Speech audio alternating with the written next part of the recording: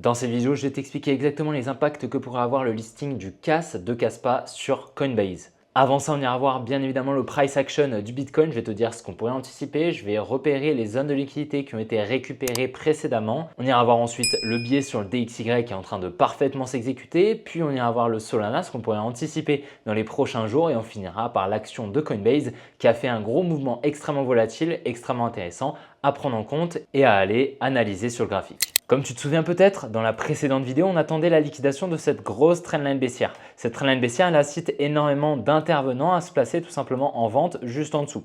Les stop loss de ces ordres en vente qui viennent être injectés par la majorité des intervenants, ça va être des ordres à l'achat. Ces ordres à l'achat, ils vont être récupérés par la smart money, par d'autres intervenants pour tout simplement servir de contrepartie étant donné que les marchés financiers, notamment le carnet d'ordre, fonctionnent sur le principe du jeu à somme nulle, c'est-à-dire que pour un acheteur, il faut un vendeur. Donc pour que certains gros intervenants puissent se placer, il faut récupérer de la liquidité. C'est pour ça que dans la majorité des cas, ce genre de grosses zones de liquidité avec des trendlines très nettes, elles sont flagrantes. Généralement, on vient dans la majorité des cas qui sont très proches de 100% pour qu'on vienne au minimum liquider cette trendline.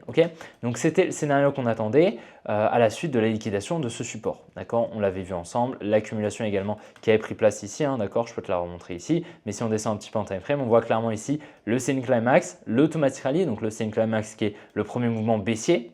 On a ensuite l'automatic rally qui est un mouvement à l'inverse du selling climax qui est donc assez volatile également et qui vient donc commencer l'accumulation. On a ensuite le ST qui vient créer ici une trendline et qui vient également conforter ici ce support, qui incite donc beaucoup d'intervenants à se placer à l'achat avec un stop loss tout simplement sous le support.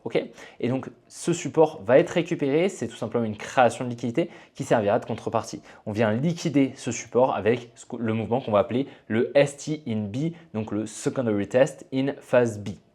Et par la suite, on a le mouvement qui se réalise. On voit bien que par la suite, donc on est venu liquider, on est venu récupérer par la suite les liquidités acheteuses. Donc là, on avait beaucoup d'ordres à l'achat qui ont été libérés. Ici, ça a été des ordres en vente qui ont été libérés. À la suite de ça, on a la création ici d'une grosse trendline haussière qui incite donc beaucoup d'intervenants à se placer à l'achat et donc pareil, ça va probablement être liquidé. Donc je m'attends à un mouvement baissier ici pour au minimum venir récupérer ici tous les lows, donc au minimum récupérer le low juste là au niveau des 96 200. Il faut se dire que là, on est vraiment dans une période sur un petit peu plus de 2 semaines, je pense, voilà, environ 2 semaines, qui est vraiment très ennuyante. Comme tu vois, on n'a vraiment pas beaucoup de mouvements.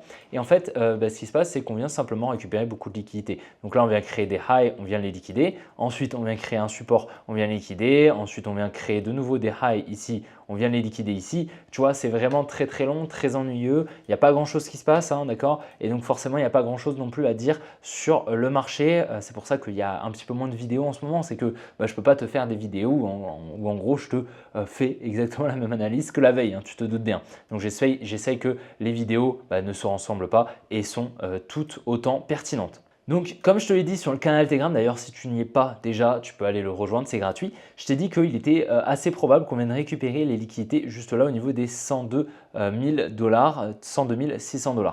Donc, c'est ma deuxième target. La première target, ce serait potentiellement ici la tiers. En gros, on a, comme tu vois, un gros high qui a été assez volatile. Ce serait la potentielle tiers d'une accumulation, d'une grosse accumulation ici. En regardant un petit peu ce qu'on a fait ici, en fait, la réaction du prix qui a pris place au-dessus de la trendline, c'est pas très pertinent honnêtement ce qui se passe. En fait, la tiers, on pourrait potentiellement simplement la mettre juste ici, et du coup, elle aurait été récupérée. Mais du coup, on aurait potentiellement ici un selling climax ici, un automatic rally, un ST, un STNB.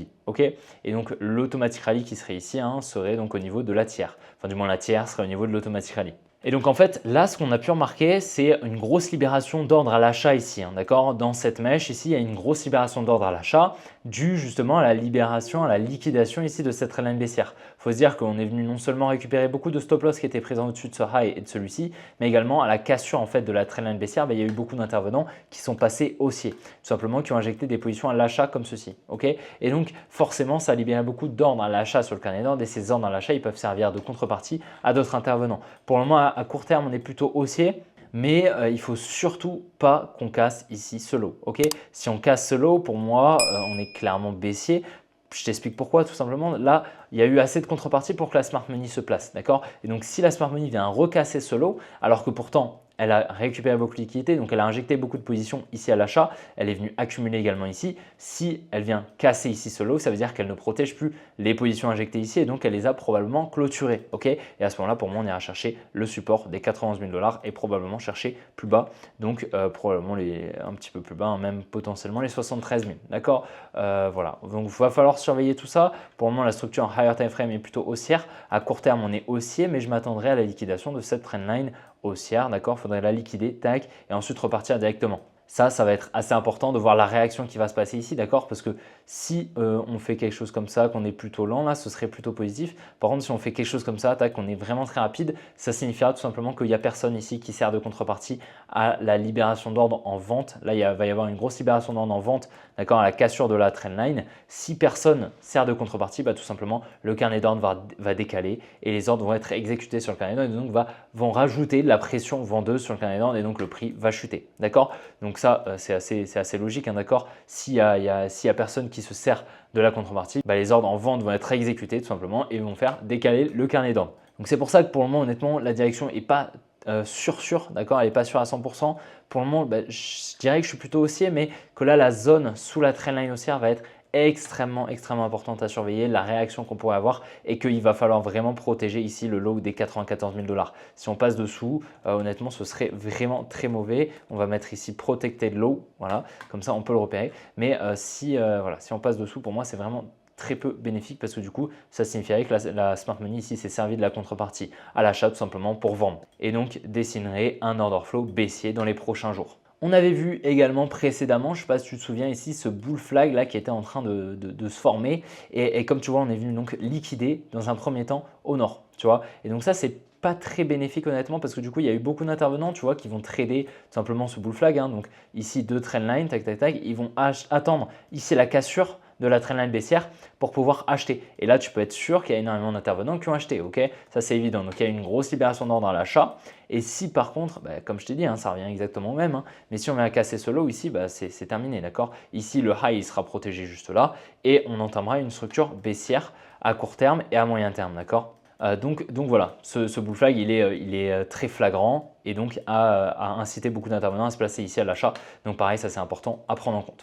Le DXY, il n'y a pas grand chose à dire, hein, mais pour te rappeler un petit peu, on avait eu donc ici la supply au niveau des 109 points qui avait donc très bien réagi. On était ici, je t'avais repéré ici toute la distribution qui avait pris place, la distribution également fractale qui a pris place, d'accord?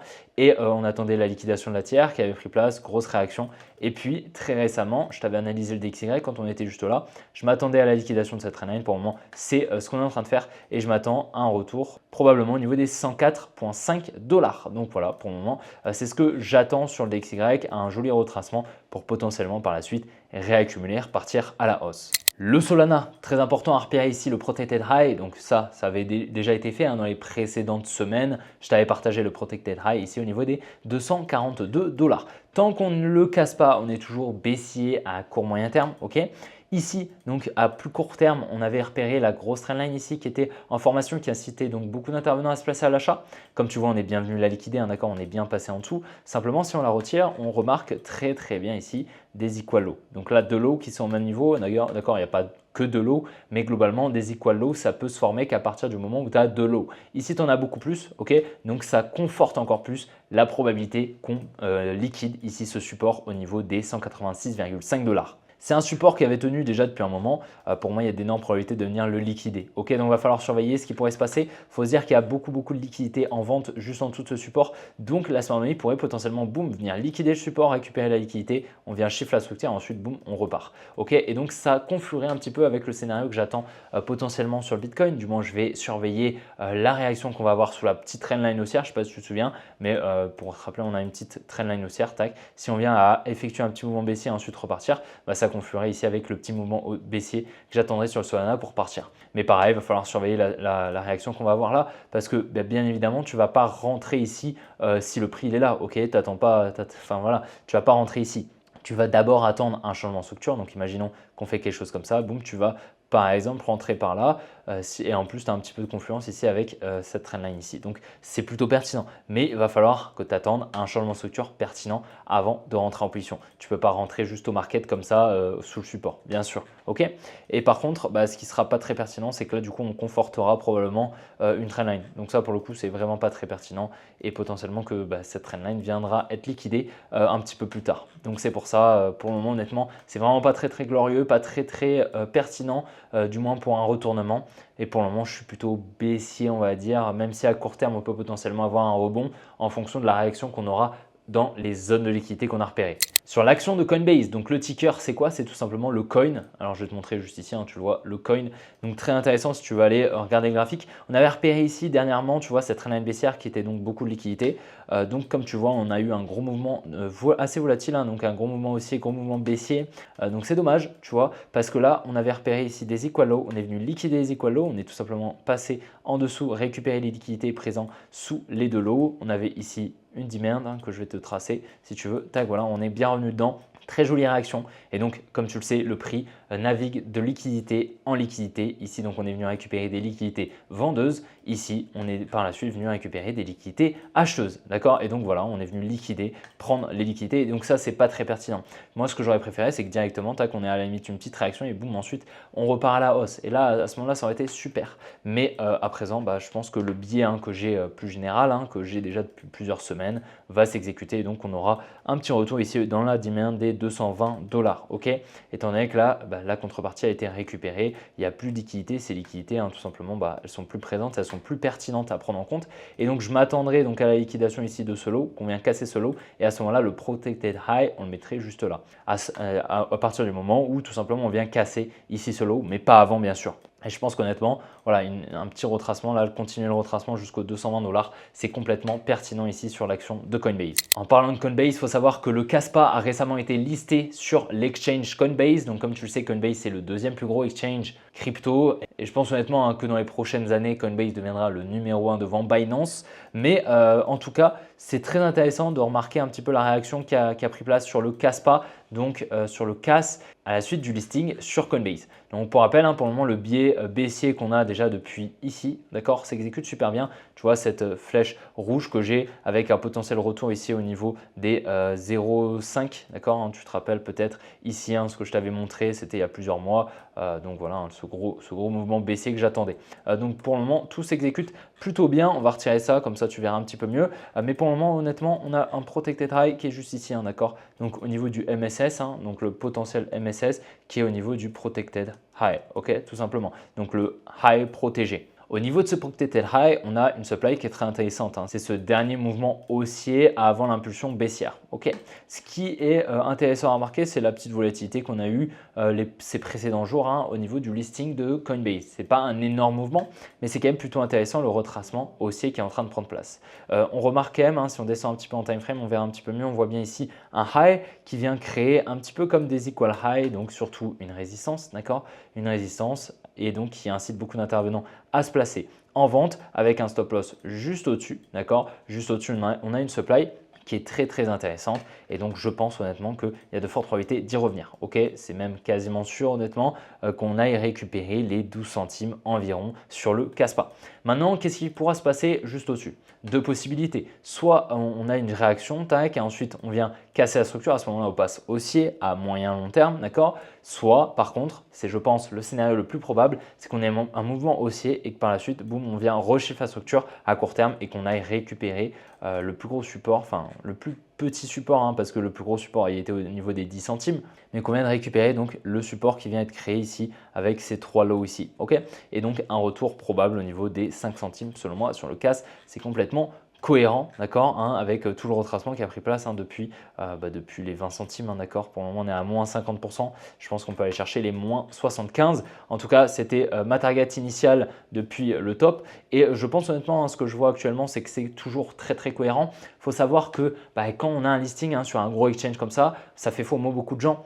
Et faut vraiment faire attention avec tout ça, hein, c'est que les news les plus bonnes sont généralement les moins bonnes pour le price action. D'accord, il faut se dire que tout fonctionne avec la mécanique des ordres, hein. Donc les ordres vont servir de contrepartie à un autre intervenant. Et donc il faut savoir que quand évidemment tu as une grosse news comme ça qui arrive, c'est évident qu'il va y avoir beaucoup d'intervenants qui vont injecter des positions dans un sens ou dans un autre, hein, si c'est une bad news ou une good news, bien évidemment. Dans ce genre de scénario où l'order flow est baissier, potentiellement que tu vois ce genre de news plutôt bullish entre guillemets où Kaspa vient être listé sur Coinbase, ça peut potentiellement servir de contrepartie à l'achat donc à d'autres intervenants et donc que ces autres intervenants ils vont tout simplement sortir du Kaspa leur position. Ça peut être quelque chose d'anticipable et pour le moment honnêtement je vais suivre la structure et là je vois clairement un order flow qui est baissier, d'accord? Donc je vais m'attendre plutôt à un order flow baissier, à une continuation de l'order flow. Et en plus de ça on voit bien ici à court terme, hein, mais on laisse énormément de liquidité derrière nous. Donc déjà ce low avec énormément de volatilité, donc c'est évident qu'il y a énormément de stop loss qui sont présents. Ici on a des equal low, ici on a plein de lows qui n'ont pas été récupérés comme tu vois. Donc pour le coup, pour le moment, hein, je suis clairement baissier pour moi et on devrait avoir, je pense, un transfert main forte, main faible qui devrait prendre place à la liquidation de la résistance, hein, tout simplement. Donc il va y avoir des intervenants ici, il va y avoir une grosse libération d'ordre à l'achat et beaucoup d'intervenants en face vont tout simplement vendre et par la suite, on entamera, je pense, un mouvement baissier. Du moins, c'est le scénario que je privilégie actuellement sur le Kaspa. J'espère vraiment que la vidéo t'a plu. Si c'est le cas, n'hésite pas à la liker, à t'abonner si ce n'est pas déjà fait pour ne pas rater les prochaines vidéos. Si tu souhaites me rejoindre sur mes autres réseaux, tu as tout en description. Et puis, je te souhaite une bonne après-midi, une bonne soirée. Allez, ciao les gars!